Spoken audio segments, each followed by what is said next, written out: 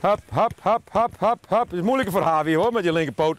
Ja, tik, tik, tik. Alleen links, andere rechter, jammer.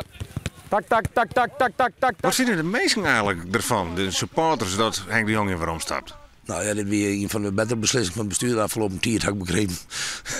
Ja. Ik probeer lekker scherp met die jongens te trainen, gericht op de wedstrijd. Maar vooral een plezier brengen. Dat de jongens gewoon goed aan de wedstrijd beginnen. Dat ze lekker trainen, dat ze het gevoel hebben, ja, we kennen toch heel wat. Deze week hoe je geen wonderen te verwachten. Nee, ik denk dat zelfs Henk de Jong dat net kan. Maar het is ook gewoon zaak om deze week goed terug te komen tot de winterstap. En dan zien we wel wat er van nou januari stiet te gebeuren. We zijn druk gaan om wat rozen te zien. En om hier ervoor te krijgen van januari tot de bouwvak. En hoe hard kan het verhoren? Want nog geen 24 uur later is de nieuwe man arriveerd. Robert Hedder van de Gediek. Oud-speler van de Harkemasse Boys en dus de nieuwe interim. Wat kent het gaan? Ja, dit is wel heel leuk gang. Ik ga Fred Jonne het roem maken. En dan just dat het in de voetballerij alles mogelijk is.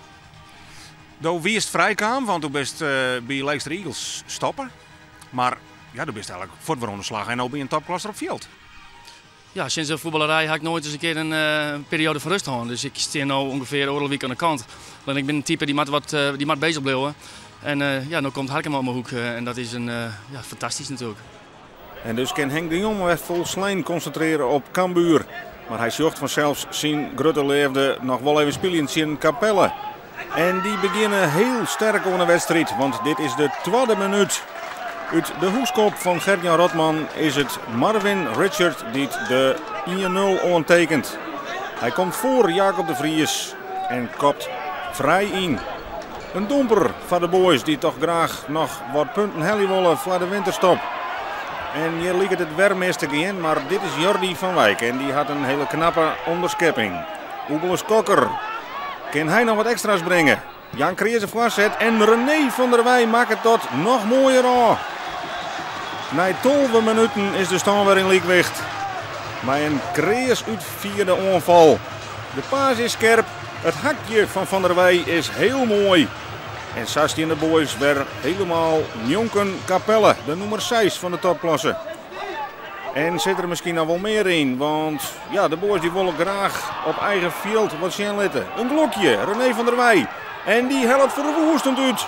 Maar de onderkant van de lotte werkt het in dit geval net mee. Pech voor René van der Wij. Voor dit prachtige boetekansje. Hij liet het alles goed te doen. Maar het geluk ontbreekt. En zo hebben we een rij staan van 1-1. En Robert Hedder die gaat alvast aan het werk in conclave met Willem Wening, de interim coach. En in de tweede helft gaat het nog harder, want dit is de eerste minuut na het skoft. En voordadelijks werd de efterstaan. Henk Roeland, de topscorer van Capelle, helpt hier heel netjes uit in de lange hoeken. En dan is het 1-2.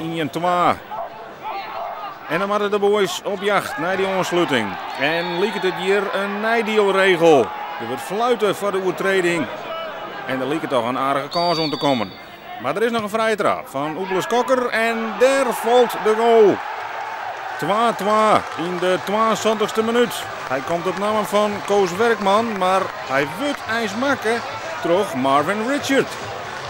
Die kapt dus in eigen goal en zorgt het voor een liekse staan. En in die slotfase kan het alle kanten nog uit.